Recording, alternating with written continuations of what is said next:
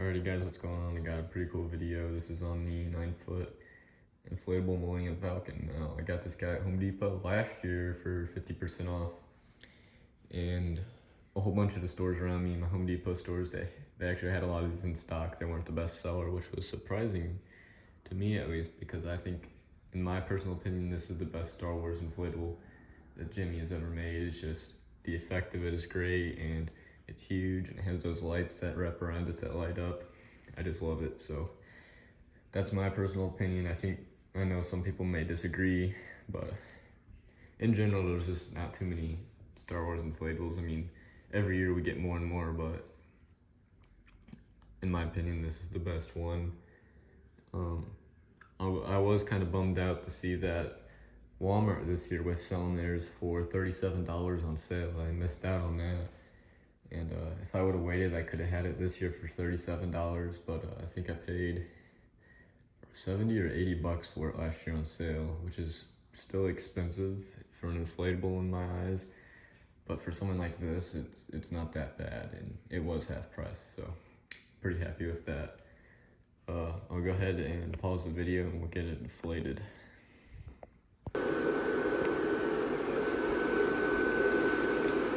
So here it goes. This one was definitely a lot bigger than I anticipated, and it lights up pretty well. I think they did a really nice job with this one.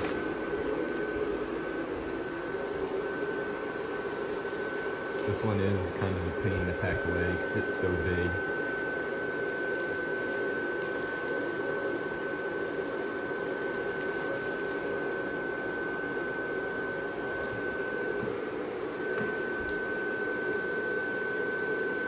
I did make a slight modification to mine, and I'll show you guys that in a second when it's all inflated.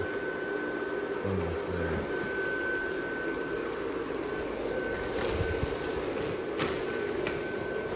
There we go.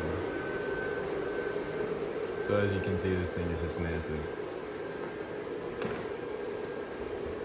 Doesn't even fit in this little area I have here in the front of our house.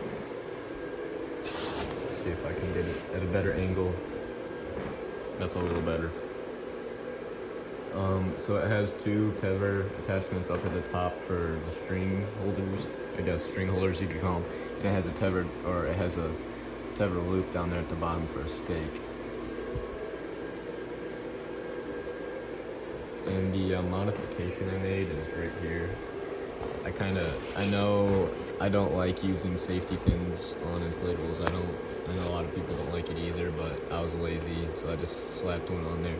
I do plan on going back and stitching it, but this thing before was just kind of flopping out, and it just looked bad. It didn't look like the Millennium Falcon to me, so I stitched it to that to pull it closer, and it looks more like the Millennium Falcon to me now.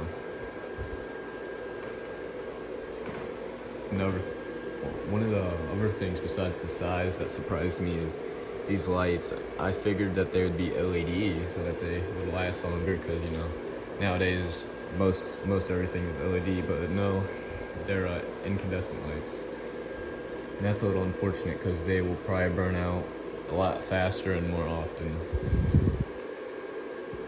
And these big lights right here, they're just covers, and they tend to fall off a lot, so hopefully I won't lose any of them, but honestly it's probably gonna happen. Yeah, this thing is just absolutely massive. And we got the reef over here. And I know some people may say, oh, it's not really Christmas. It's just, you can't call it Christmas because you slapped lights and a reef on it. And, you know, I guess they got a point, but in my eyes, it still works, you know. For something to be in a Christmas display, it doesn't necessarily have to be Christmas. You know, you can throw characters and stuff out in your yard. It's just decorating, so. I love this one. I think it's definitely a showstopper for sure. And can't wait to add on to the Star Wars display next year. I don't have anything else to say about it, so I'll go ahead and end the video there, and thanks for watching.